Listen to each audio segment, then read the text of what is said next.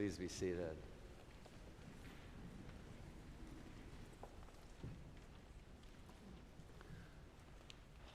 So the people of Israel, in the passage that we have for our first reading today, that comes to us from Exodus, consider what was going on with them. They kind of went about life taking everything for granted. It was just regular life. And then they realized, even though they were in slavery, that they woke up every morning knowing what to expect. And then things took a turn.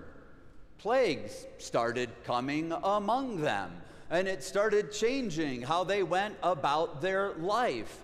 And then eventually they heard that people were dying.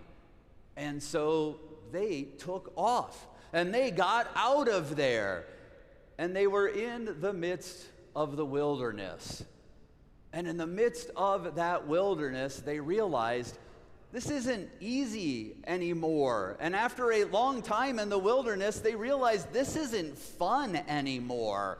All of the newness of this has really worn off. Can't we just get back to how it used to be? And so they look back to Egypt, and they want everything just restored the way it was. Even if it wasn't perfect, it had to be better than this. And so they complained against their leaders and said, we don't want to do this anymore. Let us get on our own way and do what we want to do now. And so Moses and Aaron gather them together. And then what happens is very interesting. They look to the wilderness. You see, they could have looked back to Egypt at that point. They could have looked back to what was and want everything restored. But if they looked back toward Egypt, there was nothing happening. It wasn't until they looked toward the wilderness, toward the route that they were still on, that the glory of the Lord appeared. You see, God was much more interested in their future than God was interested in their past. It's kind of funny, though. Hard to put yourself in their place, isn't it? We've never really had those kind of experiences, have we? Of wanting everything to just go back the way it was, but realizing we may just have a little bit more wilderness to journey through, and realize that when we embrace that God's glory, that God's future might just be revealed to us in the midst of the days that we're in. And not a whole lot different for the people in Jesus' day, as he had come and fed 5,000 on a hillside.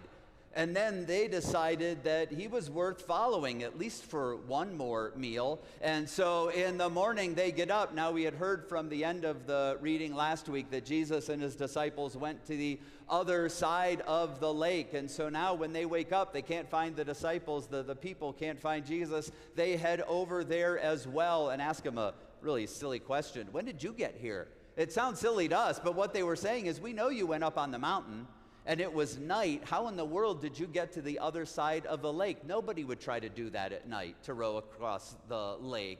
So they ask him that question, and Jesus simply turns around and says, let's just talk about what you're looking for.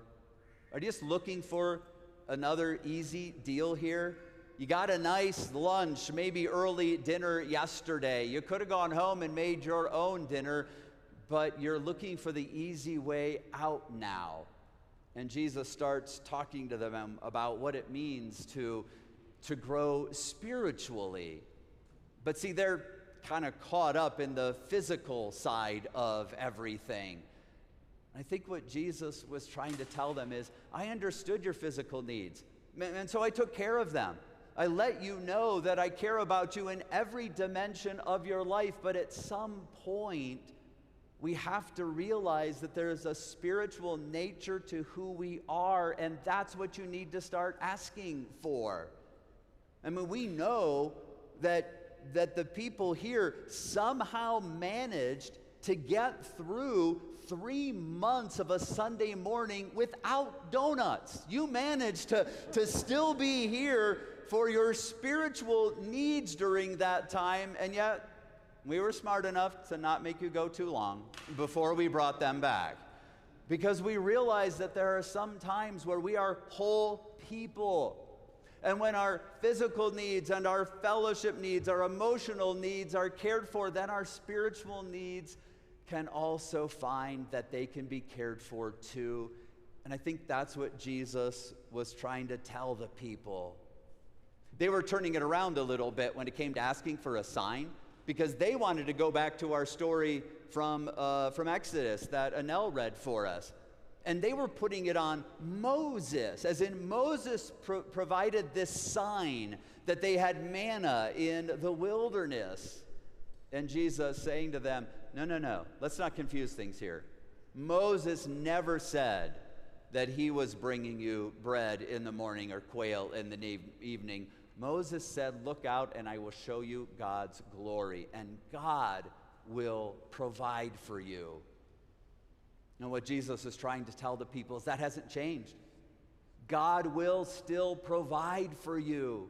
But if you're always looking for a sign, if you're always looking for someone to prove themselves for you, you'll never find out what it means to truly turn yourselves over to God's care in the midst of what life brings. And so as he talks to them about food, he offers them the bread of life, which they say, okay, we'll take it. And Jesus has to remind them that things aren't always the way they appear, that what he offers is just a little different. Now, one of the things that is probably important to point out here, when Jesus talks to them about offering them the bread of life and that they'll never be hungry or thirsty if they accept it, Jesus was not talking about food insecurity. Jesus was not talking to people who have no idea where their next meal might come from. For we know in our world that if you are so insecure about the food that you have available for you or for your family, it is very difficult to think in spiritual terms. So what Jesus is talking about, he's talking about to a group of people who are not experiencing food insecurity at this time. What he wants them to know is they might be suffering a little spiritual insecurity at this time, and that he wants to bring them to let them know that he can provide for them today and the next day, over and over again. And so here we are, gathered this morning for another spiritual moment, going to enjoy some time of fellowship afterward with donuts and coffee, maybe eating them outside for the next couple of weeks so everybody feels really comfortable about that. But let's face it, the manna appeared outside too, so I suppose if the manna can appear in the wilderness, I can eat a donut in the courtyard if it comes down to it. More importantly, it's simply understanding that as the people of God, we have needs to be together. And sometimes when we're together, it can still somehow feel like we're caught up in a wilderness moment after all this time. And so you know what? I hear you're complaining. You should hear us in the office. We'll probably outdo any complaining you've had over the last couple of weeks. We're tired of it too. But we continue to look to the wilderness because God's glory will never be shown in reclaiming the past. God's glory is when we look to God's preferred future for us. And if that means just a little more wilderness for God's glory to appear, well, I guess that's the direction that I choose to walk. Amen.